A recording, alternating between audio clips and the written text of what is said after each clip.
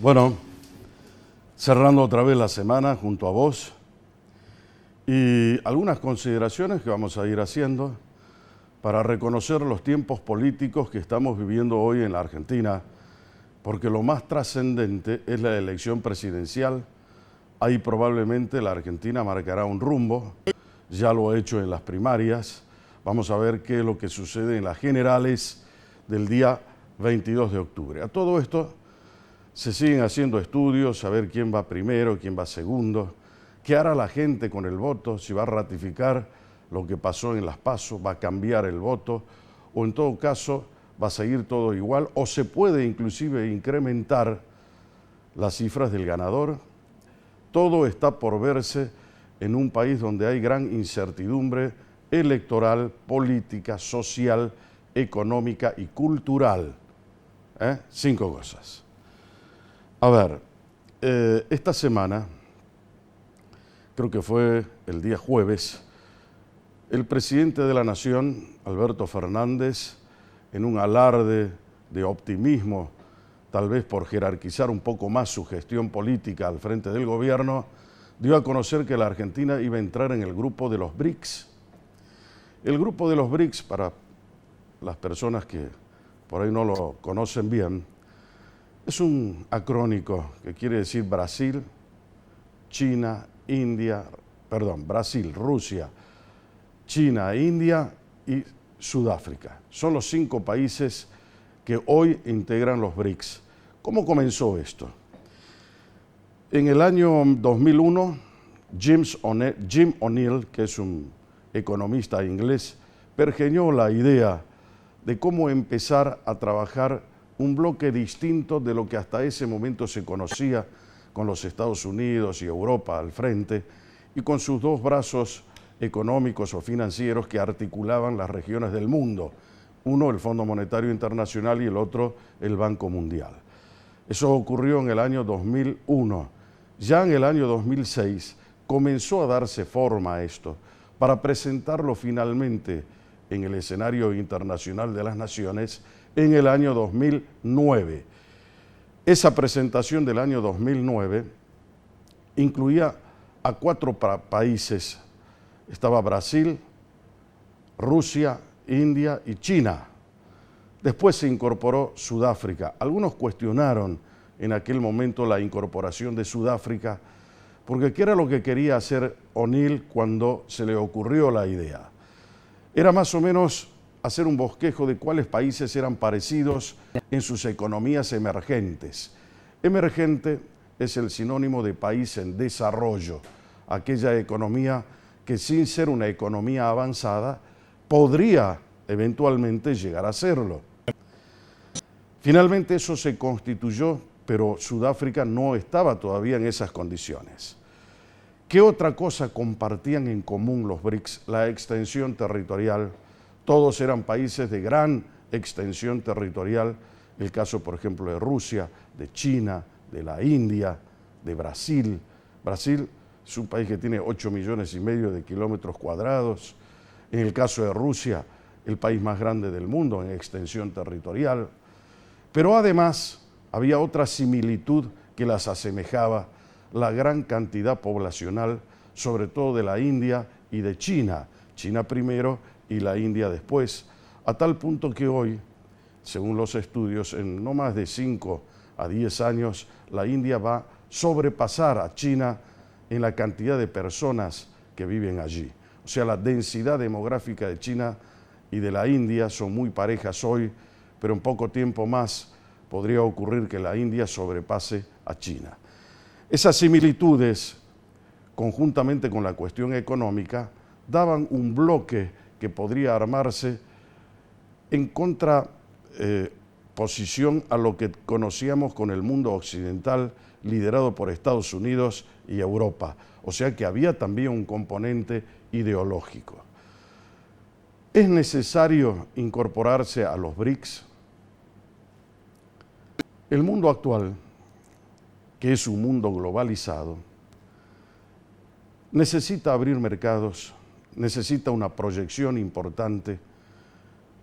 Nosotros hemos dejado a un costado a aquellos embajadores con frac y acartonados, que hablaban francés, para entrar en una dinámica totalmente diferente, nueva, moderna, que es el embajador que representa a los estados en distintos lugares del extranjero, pero que tienen una agresividad, son competitivos y lograr abrir mercados en el mundo.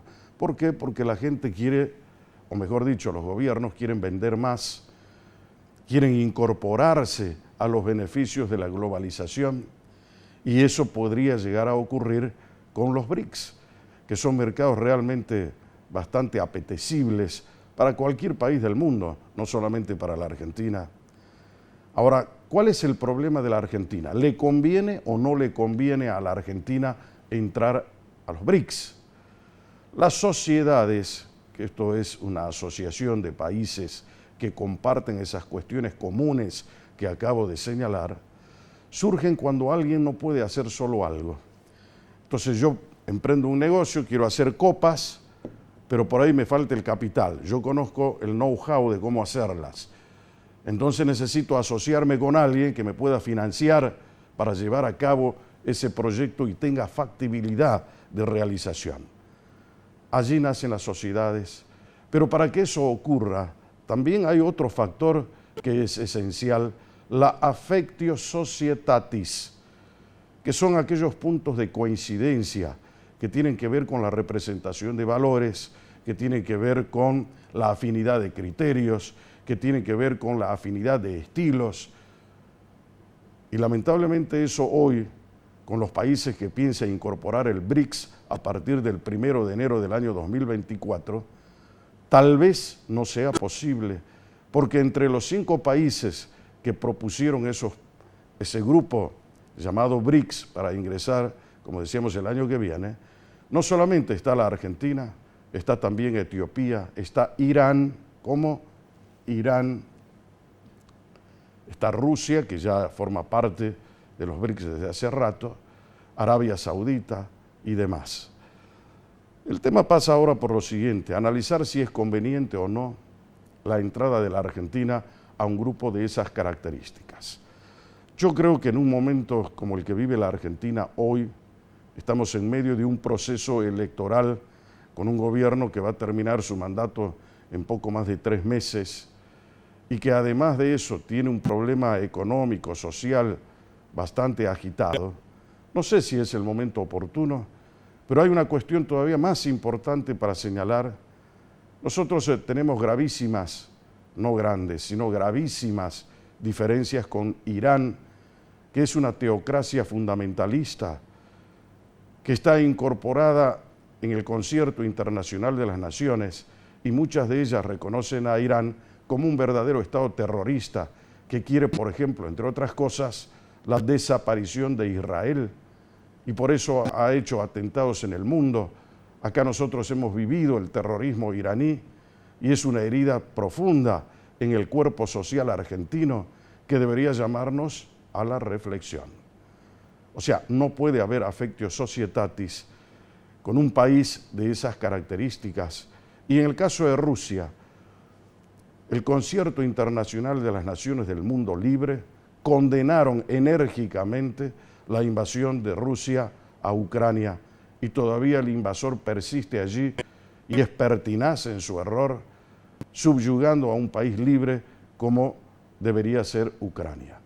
Consecuentemente, el sentido de la oportunidad es el que hay que analizar por esas 3 cuestiones: el tema electoral, un gobierno que termina, y las otras 2 cuestiones que acabo de esbozar, que son necesarias considerar. Un gobierno responsable, maduro, serio, debería hacer ese tipo de consideraciones para marcar el rumbo de una política, como dice entre comillas el presidente de la Nación, de Estado. Es decir, saber cómo llegamos a cumplir objetivos internacionales. Claro que Alberto Fernández se equivoca al señalar que eso es una política de Estado para la Argentina. No, señor. En todo caso, podría llegar a ser, si lo es, simplemente una política de gobierno. Las políticas de Estado son aquellas que se consolidan a través del tiempo y a través e independientemente de los gobiernos circunstanciales Entonces él está por terminar su primer mandato, o su último mandato, o su único mandato. No puede hablar de política de Estado cuando ha sido diseñada exclusivamente por él, que como dice la Constitución Nacional, el que tiene a cargo el manejo de las relaciones exteriores del país es el Poder Ejecutivo de la Nación. También eso hay que saberlo.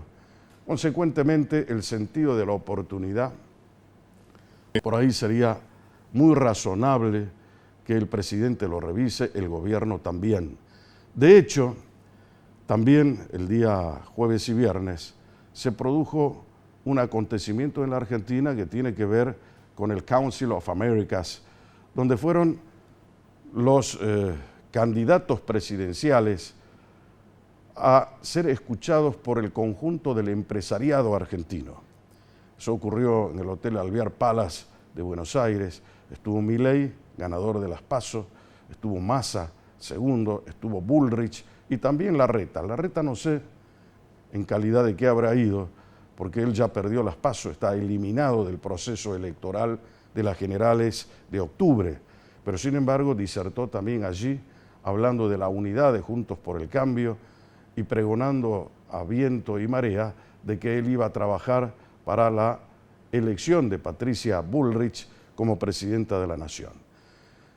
En ese estado de cosas también le tocó hablar a Massa, y Massa dijo qué significa el tema de los BRICS para la Argentina, cómo puede ser que alguien se estrelle contra China, contra la India, contra Rusia, cuando son países, o contra Brasil, cuando son países que comercian con la Argentina y nosotros necesitamos dólares.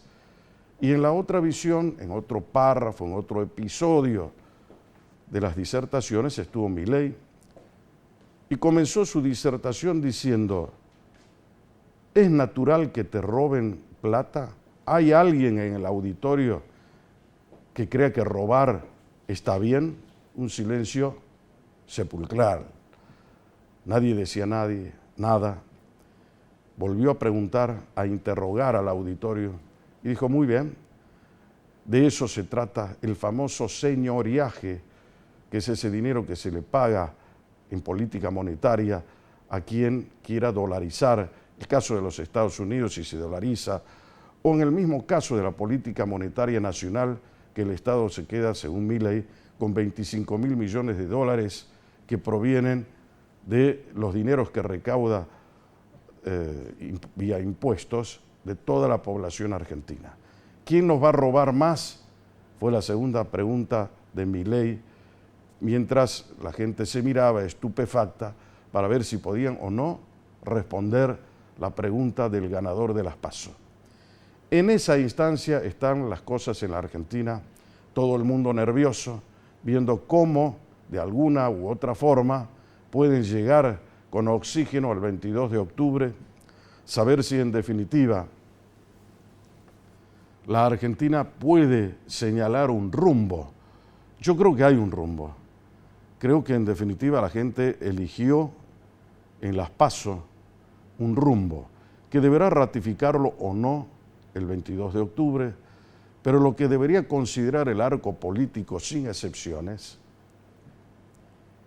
es establecer cuáles son las razones por las que la política dejó al pueblo y los intereses del pueblo no son los mismos que de la política, y cómo además empezamos a hablar un lenguaje de sinceridad, dejando atrás la hipocresía o lo políticamente correcto para señalar lo que es justo y lo que tiene que ser y debe ser para tener un país ordenado, normal, floreciente, con una economía pujante, como en verdad puede tener la Argentina, que solo falta la decisión del pueblo y un conjunto de gobernantes que acompañen esa decisión y le digan por dónde hay que transitar cuando el pueblo señala cuál es el objetivo que diseñó para cumplir como país.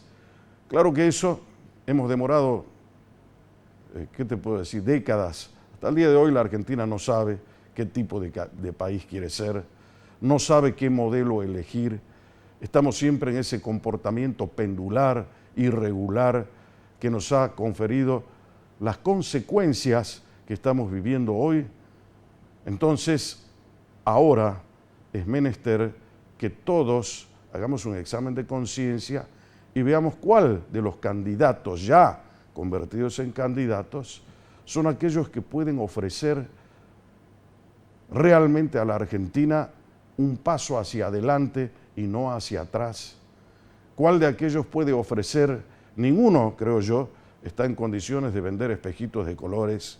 Ninguno de los candidatos puede decir, yo en esto no participé, porque todos, en mayor o menor medida, son cómplices de las consecuencias que tiene hoy el pueblo argentino, esta pobreza, esta inflación galopante, la falta de institucionalidad, de seguridad, y cada vez vamos peor.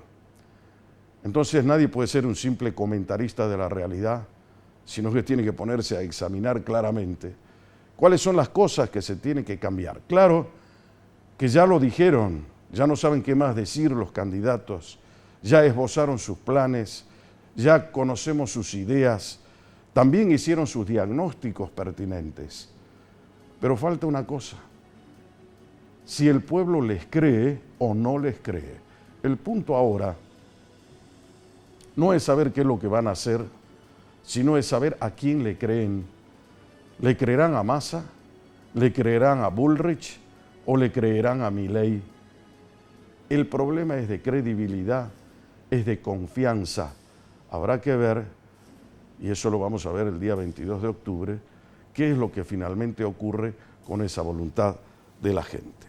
Para eso vivimos en democracia.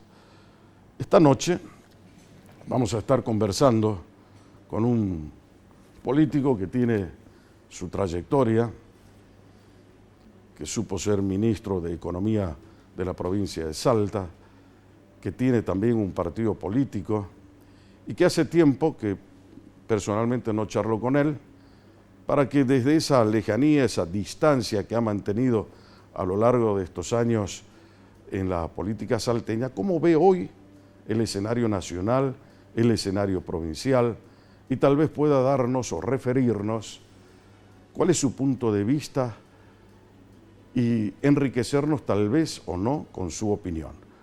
Porque como digo siempre, la única forma para jamás perder el rumbo es brújula, siempre brújula. Ya vengo. 98% de los incendios son provocados por humanos. Perdemos vidas, bosques, fauna y se producen daños irreparables. Está prohibido y penado por ley cualquier actividad que pueda generar un foco de incendio. Prevenir es más fácil que combatir. Gobierno de Salta, Gustavo Gobernador.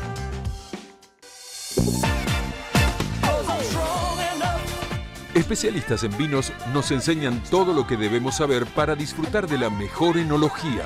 Descubrí Planeta Vinos. Viernes, 19 horas, por Somos.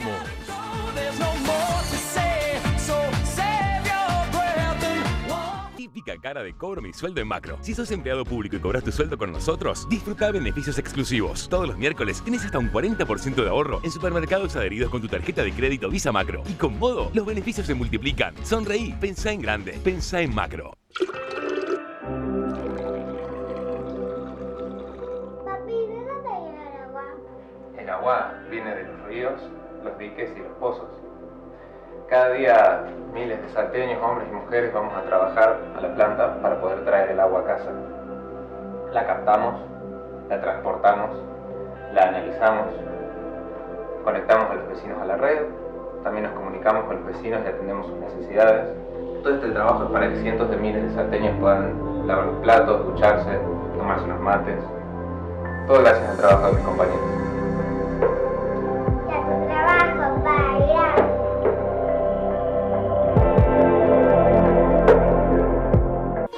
Él es Francisco, tiene 17 años y mientras termina el secundario está haciendo una capacitación de animación 3D. Como le queda cerca el club en el que juega al fútbol su hermana, la pasa a buscar. Mía es la hermanita de Francisco y Sofía, la sobrina de Nicolás.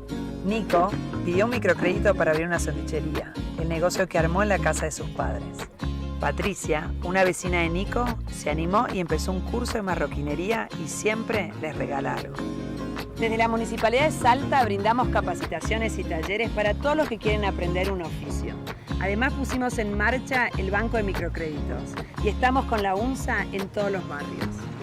Apoyamos a clubes deportivos y mejoramos los playones barriales. En Salta todos tienen un lugar donde divertirse, aprender y desarrollarse. En la ciudad estamos haciendo las cosas bien.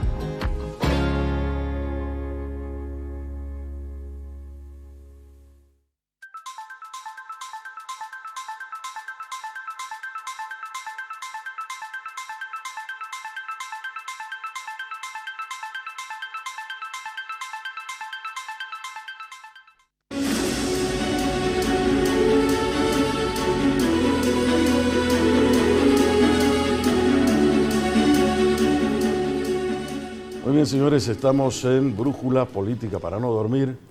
Como decíamos hace un momento, intentaremos reconocer a un político inteligente, capaz, de Salta, y que nos dé opiniones, nos ayude a reconocer el trayecto por el que estamos recorriendo en el país y también acá en Salta, que no somos ajenos a lo que va a pasar en las elecciones del día 22. Sobre todo Salta, una provincia donde Milei se impuso con el 50% de los votos.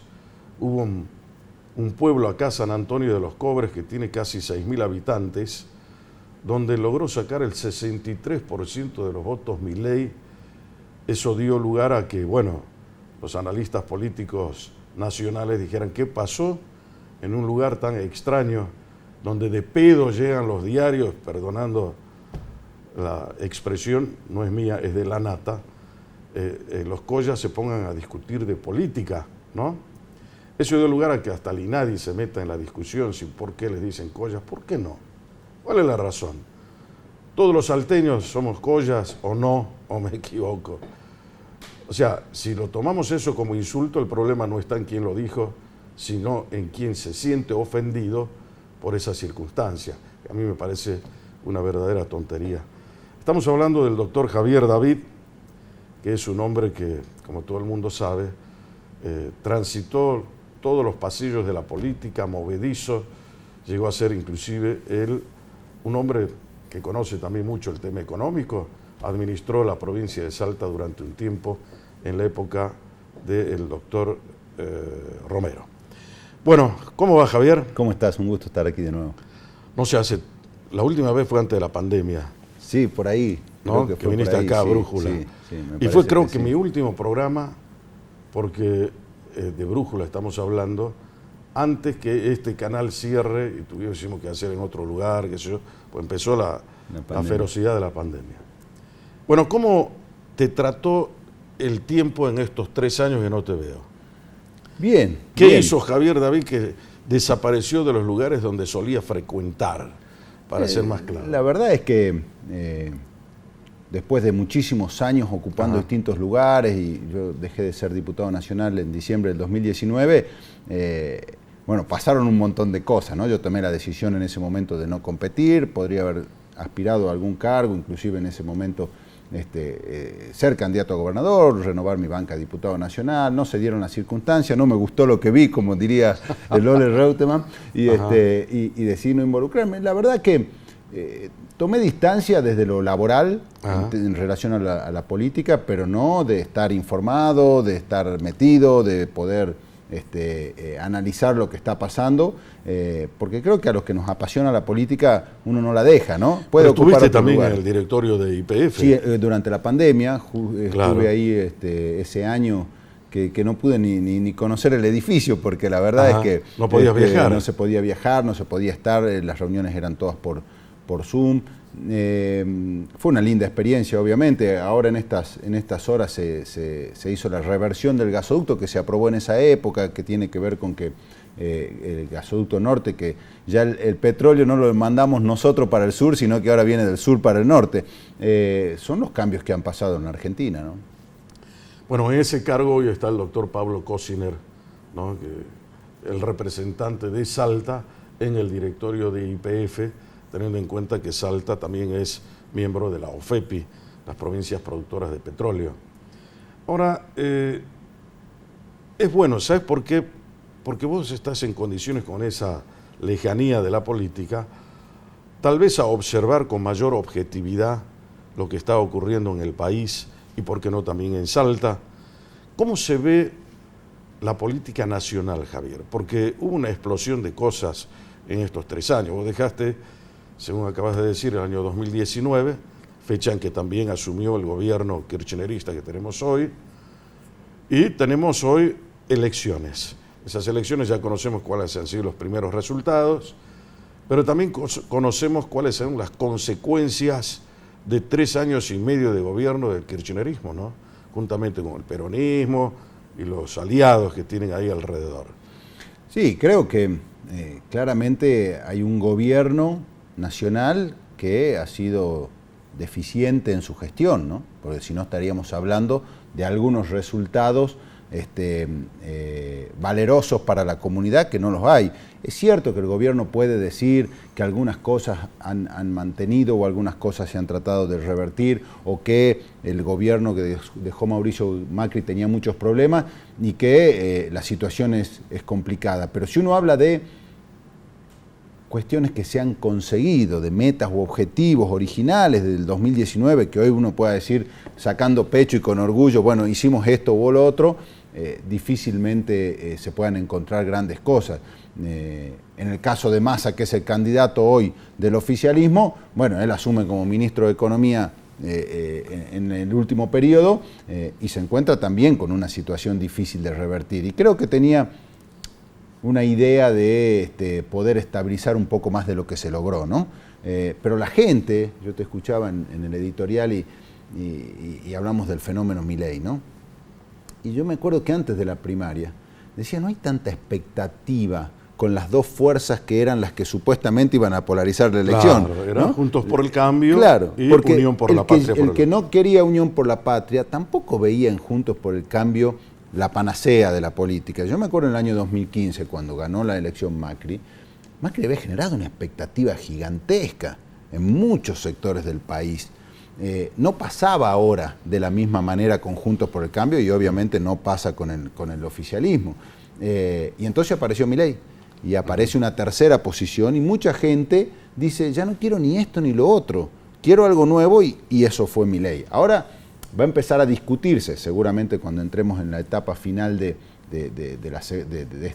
la elección general, va a empezar a discutirse ya, creo, algunos modelos de hacia dónde vamos, qué piensa cada uno, qué queremos hacer o qué es lo que proponen, donde me parece va a ser un debate muy interesante, ¿no? Un debate donde en muchos de los temas se van a dar, quizás con una profundidad que hace mucho no hay, algunas cuestiones que los argentinos tenemos que resolver, porque magia no va a haber, digamos. La verdad es que no se sale sin esfuerzo, no se sale de la situación en la que estamos, sin medidas en serio, no se sale sin poder estructurar una sociedad un poquito distinta a lo que venimos padeciendo en los últimos 8 años, por hablar de esa situación de los últimos 2 gobiernos, ¿no? Bueno, es muy acertado lo que dice Javier David. Yo también creo que esas dos opciones que se plantearon en un principio, Unión por la Patria y Juntos por el Cambio, pareciera ser que allí estaba la polarización. Había un voto escondido, ¿no?, de Milei. Te lo conté la semana pasada. Da la sensación que Milei se filtró por el lugar menos imaginado y le llegó a entablar el mensaje comunicacional con la gente, que no lo hizo ni Juntos por el Cambio y tampoco Unión por la Patria. Ahora, dentro de ese contexto, con lo que estamos viendo como resultados de 3 años y medio de gobierno, por ahí uno se pone a reflexionar y decimos, ¿cometió un error Unión por la Patria al nominarlo a Massa como candidato, siendo él el propio ministro de Economía? Un caso inédito en la Argentina, ¿no? Que ¿qué te puedo decir? Un funcionario en ejercicio, ministro de Economía de la Nación, en ejercicio, al mismo tiempo sea candidato a presidente. Alguien lo intentó antes que él. Lo intentó Lavagna y lo eyectaron. Y lo intentó Cavallo con Menem y también se fue. No es el caso de Massa. Massa persiste, dijo que va a continuar en su cargo como ministro hasta finalizar el mandato. Inclusive lo dice él. Eso sería muy bueno que lo haya dicho el presidente, quien tiene que elegir a sus, ¿qué te puedo decir?, colaboradores, ¿no? Dice, yo voy a permanecer ahí, o sea, con una suficiencia absoluta, o sea, el ninguneo a Fernández. Y creo que en eso también la gente se fija, ¿no? Ha dicho, bueno, mira, pusimos a este que era un chirolita, reconoció Fernández, entre otras cosas, esta semana, que la relación con Cristina Fernández no era la mejor y que la historia juzgará por qué no se llevaron bien, cuando ellos tendrían que empezar a darle al pueblo, ¿no? ¿Cuáles han sido las razones de sus encuentros y también de sus desencuentros? Pero en eso estamos. Sí, yo creo, en eso tengo un análisis. A ver, creo que el gobierno hizo la única jugada que tenía, que es poner una persona... Un socio del un socio, gobierno. pero que además dentro de esa sociedad es quien está quizás más corrido al centro, es quien más puede hablarle a distintos sectores de la sociedad y sobre todo a algunos sectores que en principio votarían en los papeles hacia las otras opciones. Me parece que ahí el gobierno fue más prolijo que Juntos por el Cambio. Juntos por el Cambio tenía la elección ganada. Honestamente, si Juntos por el Cambio hubiera cerrado una fórmula, Rodríguez Larreta-Bullrich, Bullrich-Rodríguez Larreta, y no hubieran entrado en una discusión interna tan fuerte que hizo que mucha gente que se la reconoció asuste. La propia Bullrich. Hoy estaría con un nivel de intención de voto muy, muy fuerte. Terminó dilapidando. Me parece que en la previa, los dos sectores, me parece que Unión por la Patria logró, aunque sea, una fórmula competitiva, que de hecho... diferencias más o menos, quedaron con 5 puntos los tres frentes, en 5 puntos están los tres frentes. Ahora, también debo reconocer que Milei el día después de la primaria es quizás quien mejor interpretó los primeros 3-4 días, porque salió a decir que iba a hablar con el fondo, bajó un poquito su mensaje. Habló con el fondo. Pero también habló por Bullrich, ¿no? Sí, pero digo, en vez de radicalizarse, más allá del domingo a la noche, empezó a plantear algunas alternativas, empezó a sacar posibles funcionarios, nombres, gente que habla por él. Me parece que en eso fue inteligente. Ahora, creo que la elección está absolutamente abierta. Honestamente, creo que la elección está abierta. Es lo que decíamos al principio. Creo de la editorial, que Bullrich es la que más problema tiene. Justo antes de entrar acá estaba en un grupo de WhatsApp de compañeros de la facultad en Buenos Aires. Muchos de ellos, la gran mayoría votantes de Juntos por el Cambio, es el bastión de Juntos por el Cambio. Y están discutiendo entre ellos si votan a Milei o a Patricia Bullrich. Entonces, porque no saben si darle el voto a Milei es mejor para que gane en primera vuelta, si darle el voto a Patricia Bullrich porque Milei es... Ahora vamos a llegar a ese análisis. Entonces, creo que está muy abierta, ¿no? Creo que la elección va a estar... Pero coincido mucho con lo que dice Javier, esa irrupción o esa disrupción de Milei en el escenario político fue trágica, fatal, ¿no? Para los dos grandes oponentes hasta ese momento, porque ahora el gran es el ganador de las primarias. Patricia Bullrich dijo, hemos sufrido mucho con la interna, ¿no? Nos costó mucha sangre y heridos la interna. Evidentemente las internas son muy fuertes y la polémica que ella inició con Larreta y Larreta con ella fue trágica para Juntos por el Cambio.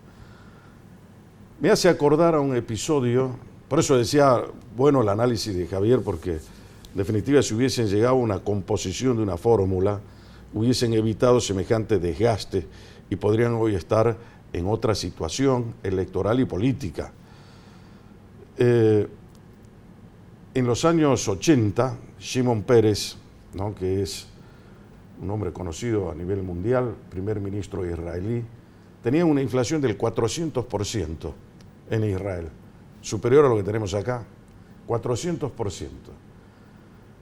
Y fueron a un proceso de elecciones. ¿Y qué hizo Shimon Peres? Le dijo, mira, de los 4 años, 2 voy a manejar yo el país y vos, que vas a ser mi vicepresidente del mismo partido, vas a manejar los otros 2 años. Yo voy a renunciar y te dejo a vos la presidencia. Eso hicieron y terminaron en gran parte con la inflación, dividieron entre los dos, hicieron esto. Digo a modo anecdotario, yo sé que la Argentina es un país muy distinto y cada uno vive su propia realidad, ¿no? Pero pongo el caso de lo que pasó en Israel como para tomarlo en cuenta en algún momento. Evidentemente, ¿por qué crees que ganó Bullrich a Larreta, por ejemplo? Creo porque todavía estamos en un país con una diferencia y una grieta, como se dice, muy grande. Ajá. Y en esa grieta, quien es más extremo saca ventaja.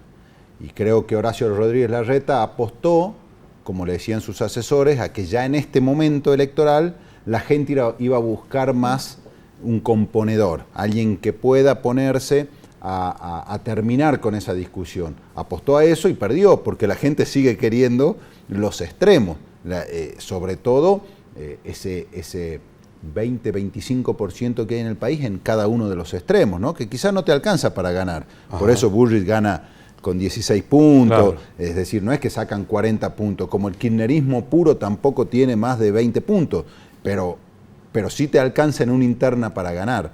Es lo que vimos, por ejemplo, con un Grabois que saca 5% de los votos.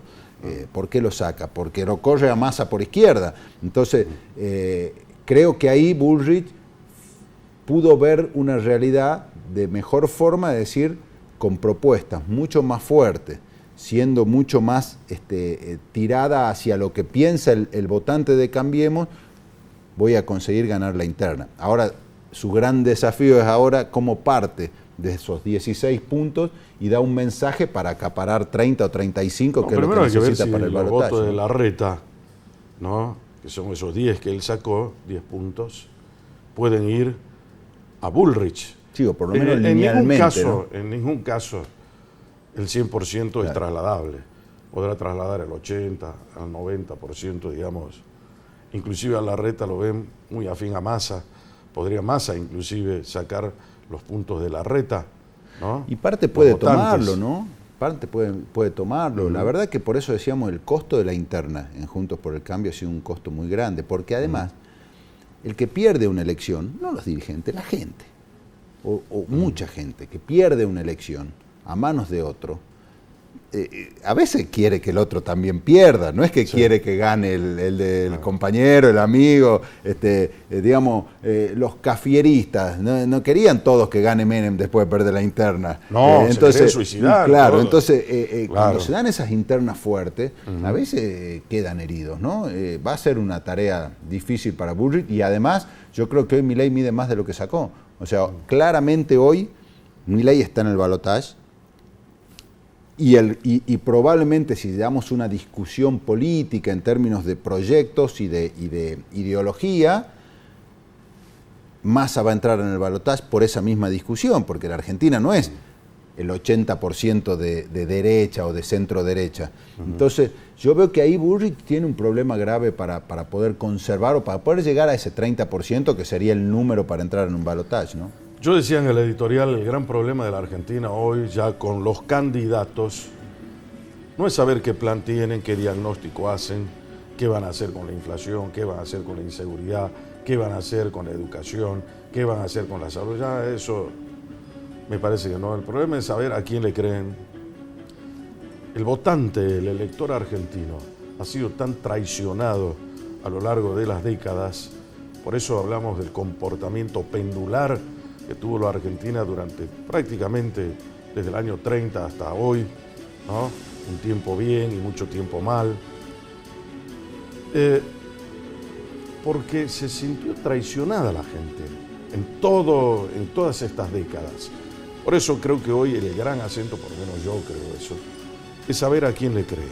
Le van a creer a Milei, que para algunos es un fantasioso, es un hombre que todo lo que dice es poco factible que se pueda llegar a cabo.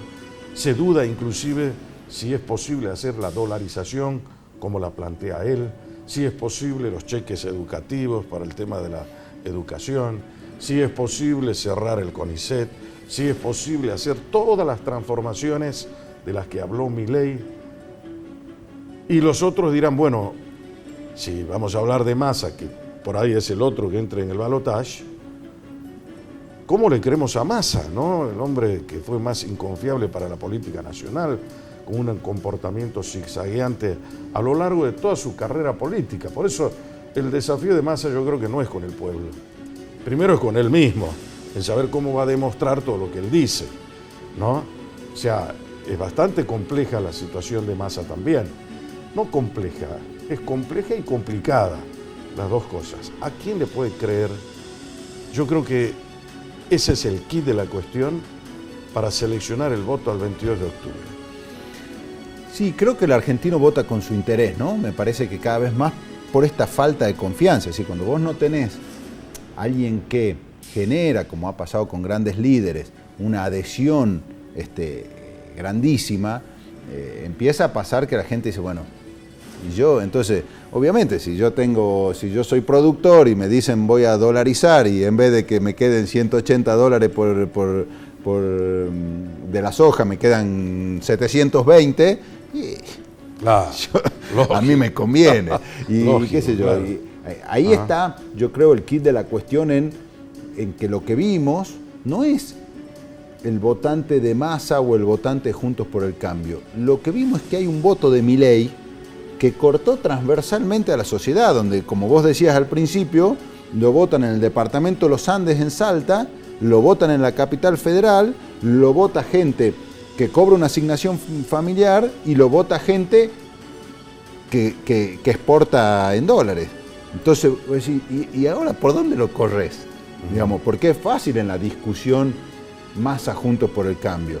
Massa le va a hablar al trabajador, a la industria nacional, le va a hablar a la persona que está por ahí en línea de pobreza, y el otro va a hablar de desarrollo económico. Ahí pareciera más fácil de ver.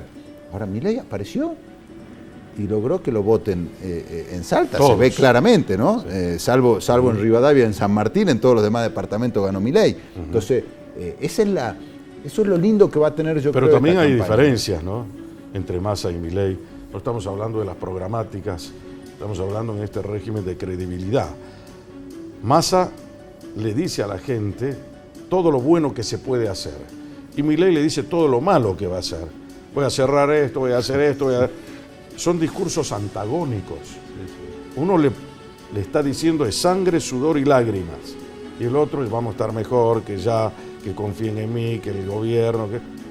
Vos fijate la diferencia. ¿Con qué se quedará los argentinos? Te lo cuento después de la pausa. 8% de los incendios son provocados por humanos. Perdemos vidas, bosques, fauna y se producen daños irreparables. Está prohibido y penado por ley cualquier actividad que pueda generar un foco de incendio. Prevenir es más fácil que combatir. Gobierno de Salta, Gustavo Gobernador.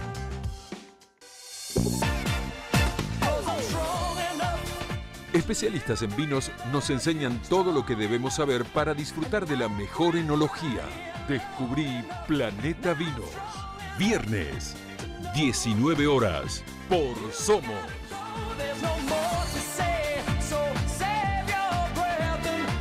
Típica cara de cobro mi sueldo en Macro. Si sos empleado público y cobras tu sueldo con nosotros, disfruta beneficios exclusivos. Todos los miércoles tienes hasta un 40% de ahorro en supermercados adheridos con tu tarjeta de crédito Visa Macro. Y con Modo, los beneficios se multiplican. Sonreí, pensá en grande, pensá en Macro. Papi, ¿de dónde viene el agua?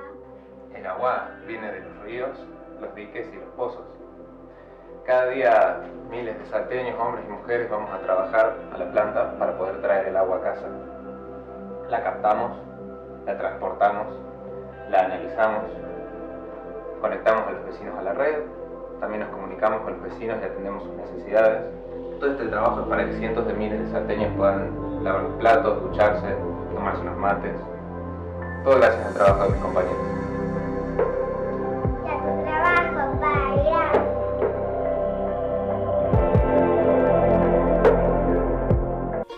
Él es Francisco, tiene 17 años y mientras termina el secundario está haciendo una capacitación de animación 3D. Como le queda cerca el club en el que juega al fútbol su hermana, la pasa a buscar. Mía es la hermanita de Francisco y Sofía, la sobrina de Nicolás. Nico pidió un microcrédito para abrir una sanduichería, el negocio que armó en la casa de sus padres. Patricia, una vecina de Nico, se animó y empezó un curso de marroquinería y siempre les regala algo. Desde la Municipalidad de Salta brindamos capacitaciones y talleres para todos los que quieren aprender un oficio. Además pusimos en marcha el Banco de Microcréditos y estamos con la UNSA en todos los barrios. Apoyamos a clubes deportivos y mejoramos los playones barriales. En Salta todos tienen un lugar donde divertirse, aprender y desarrollarse. En la ciudad estamos haciendo las cosas bien.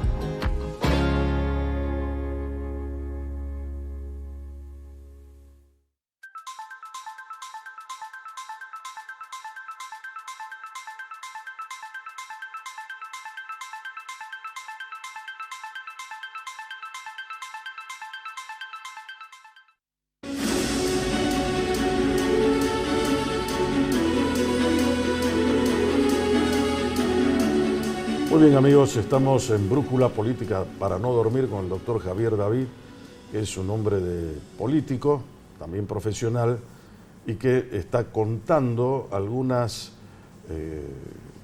¿qué te puedo decir?, opiniones que tiene sobre lo que opinamos todos, ¿no? Ahora, dentro de esto, Javier, no falta demasiado, estamos hablando de un mes y medio, nos separan del proceso de las generales. Por un lado vos tenés un Milei que dice todo lo que dijimos nosotros, la dolarización, los cheques educativos, los vouchers educativos para el tema, se termina lo que hacen acá los gremios educativos, y se lo dice a los gremialistas, ¿no? O sea, usted no está especulando con que lo voten o no lo voten, a ustedes les va a pasar esto, está diciendo con anticipación. Por eso los otros, ¿qué hacen? Abroquelados y dicen, no, me conviene votarlo a Massa, porque este nos va a matar a todos, ¿no? Pero eso le puede pasar a la gran mayoría de las personas, porque lo que se haga en materia económica nos afecta a todos. Yo no sé si todo es posible. ¿Cuál es el plan de factibilidad, de realización que tienen las ideas de Milei? Y si además las puede concretar, ¿cuánto tiempo Milei? Ya se lo dijeron los propios peronistas, ¿no? Hay alguien que vaticinó que si Milei es presidente no podría durar más de 8 meses, ¿no? Opiniones inclusive antidemocráticas en ese sentido. Pero la pregunta mía es, frente a eso, tenemos la otra posibilidad que es Massa. Massa es un hombre que dice también con cierta claridad, yo creo que el lenguaje de Massa por ahí es el que mejor habla de los presidenciables, ¿no? Tiene locuacidad, sabe exponer, tiene presencia importante como para decir lo que piensa. Dice, bueno, ¿qué hacemos? Yo te estoy planteando una realidad que no la ve Milei y si la ve no te la cuenta. ¿Cómo vamos a hacer para pagar? ¿Cómo vamos a hacer para crecer? Cosa que tampoco la dijo Milei. Milei te dice lo que no va a hacer, pero no te dice qué va a hacer para que la economía se desarrolle. ¿Cómo hacemos para alcanzar la senda del crecimiento? ¿Cómo vamos a hacer para pagar lo que debemos? ¿Cómo vamos a hacer para que una economía estancada que tiene 10 años sin crecer comience a reactivarse? ¿Cómo nos vamos a introducir en el mundo? Bueno, son las cosas que también comentó Massa. Y allí viene y se genera la gran duda. ¿Quién es el hombre que puede quedarse con el voto frente a semejante panorama? ¿Será Massa que te está diciendo en la realidad, te está poniendo... No es el voto adolescente, como por ahí le llaman, ¿no? Al voto de Milei. No, es el voto de los jóvenes. No, a Milei lo votaron de toda extracción social y toda franja etaria.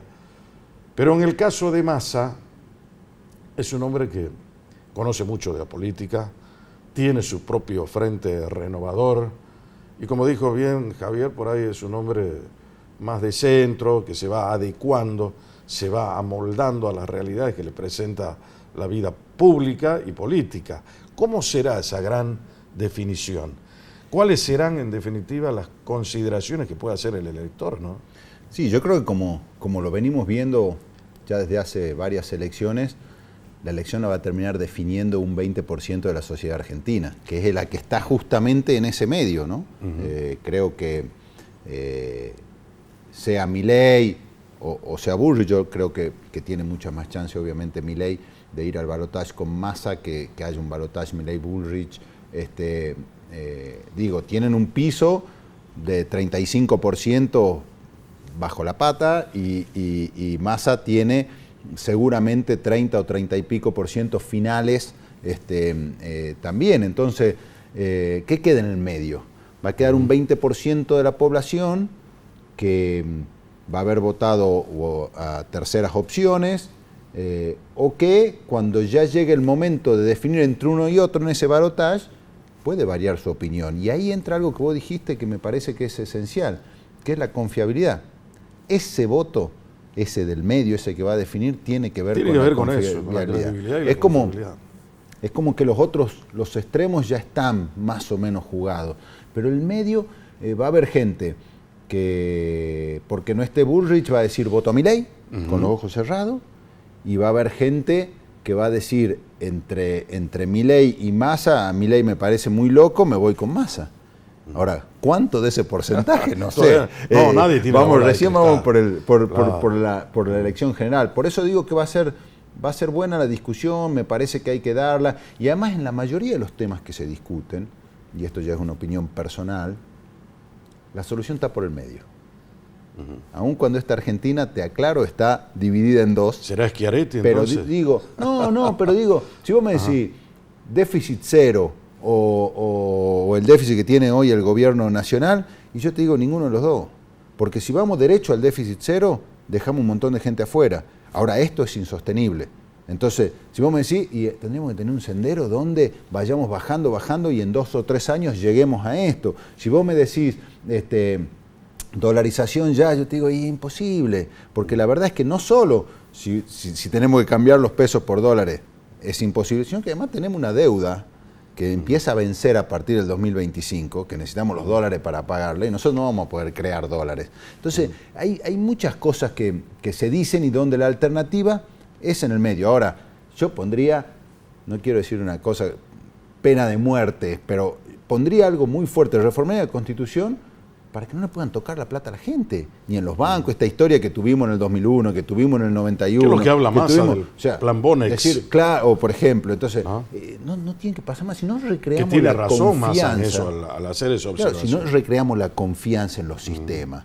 Y entonces, como el un único país normal, del mundo que le robó a su gente fue la Argentina. Claro, y además generó, porque no es solo ese momento, generó un quiebre tan grande en la confianza de la gente que afectó el sistema financiero, el sistema bancario, el sistema crediticio de la Argentina. Entonces, obviamente no se puede crecer. ¿Cómo vamos a crecer si vos no podés comprarte una casa con un crédito a 10 años o a 20? Si el empresario no puede conseguir un crédito a tasa razonable para poder tener capital de trabajo. Es decir, le hemos roto a la Argentina con ese tipo de medidas. Entonces, tenemos que empezar a encontrar un camino. Por eso yo admito que hay una grieta importante. Pero si no podemos juntarnos, partidos políticos, dirigentes políticos, establecer un camino razonable, por lo menos en algunos grandes temas, bueno, esto va a ser una pelea de políticos cada 4 años donde los salteños y los argentinos estamos de rehén, ¿no? En Salta, Javier, al salteño, ¿a quién le conviene votar? Bueno, lo dijo el gobernador, él asumió la conveniencia para Salta de Sergio Massa por una cuestión de vinculación personal, obviamente. Gustavo Sáenz ha sido candidato a vicepresidente de Massa en su momento. Massa lo ayudó mucho en esta gobernación. Por eso. Ya bajó un montón de obras que se han hecho en Salta. Y la secretaria de Energía salió de Salta, era funcionaria de Sáenz, hoy es funcionaria del gabinete de Massa que incluye la energía. Un tema tan importante. Se supone que hay una vinculación enorme. Yo creo que claramente es así. Y también creo que hay una parte en donde cuando uno escucha hablar a Massa en términos de cómo el futuro debe desarrollarse para tampoco expulsar a un montón de argentinos del sistema, bueno, una provincia pobre como Salta, y yo digo, miren, prefiero eso que un día me digan se terminó todo y nos queden un montón de salteños que no tengan ni un peso en el bolsillo. Ahora, a mí me gustaría creer en que lo que dice Massa, y creo que es lo que tiene que demostrar en la campaña, que lo que dice Massa no solo lo va a hacer y lo piensa, que yo puedo creer que es así, sino que va a tener la suficiente autonomía para hacerlo. Que es lo que ha pasado, va a brindar buenos resultados. Que es lo que ha pasado en estos 3-4 años, con una discusión interna fenomenal. No importa quién tiene la culpa y quién no. No me importa si el presidente no asumió la responsabilidad y el poder que la gente le dio. No me importa si la vicepresidenta estaba más o menos enojada. La realidad es que fue un gobierno que no estuvo a la altura política, con un montón de internas, incluso entre funcionarios, que también se vuelcan a la gente. Entonces yo lo que aspiro es que Massa pueda, si es electo presidente, cumplir, dar un paso mucho más fuerte y elevar el nivel de la política. Y eso es lo que él viene prometiendo, y bueno, si es presidente, ojalá que sea así. ¿Qué pasa con la transición municipal? ¿Se te vinculó en algún momento como jefe de esa transición de la parte del intendente electo? ¿Estás al frente de eso? Sí, no al frente, estoy ayudando. Somos 2 o 3 personas que él nos ha encargado, un poco por la experiencia que uno tiene en cuestiones de administración, poder ver cuál es el estado del municipio y cómo hacemos para que en diciembre haya una situación lo más ordenada posible. La verdad que hasta ahora, salvo alguna buena voluntad de algún que otro funcionario, no hay una transición ordenada. Pero se habló que siempre iba a comenzar el 1 de noviembre. Bueno, hay una visión de la actual gestión de decir, bueno, yo no tengo por qué hacer nada hasta el 1 de noviembre, recién empezaré el 1 de noviembre. Lo que nos preocupa más que nada es las cosas que se hacen hoy que no afectan, un problema. Claro, es decir, sí. De eso hablamos la semana pasada con un funcionario municipal de primera línea acá. Me dijo que hay un grado de responsabilidad y de seriedad en ese sentido para no afectar en nada. Espero que así sea. Nosotros no tenemos tanta información, vemos algunas cosas. La Plaza 9 de Julio es un ejemplo de eso, una obra que ya lleva no sé cuánto tiempo, ya vamos a llegar al milagro y sigue estando ahí. Le han dado 2 o 3 adicionales a la empresa. Entonces eso nos preocupa. Pero bueno, ojalá lleguemos a noviembre y haya una administración ordenada. La realidad es que los plazos fijos que tenían ya no están, los sueldos se están pagando en descubierto. Yo no lo veo tan fácil, pero bueno, hay que trabajar porque creo que democráticamente corresponde eso, que la actual gestión municipal le entregue al próximo gobierno municipal la información que corresponde. ¿Eso marca el retorno de Javier David a la política o no? Yo nunca me fui, solamente la miro hoy desde otro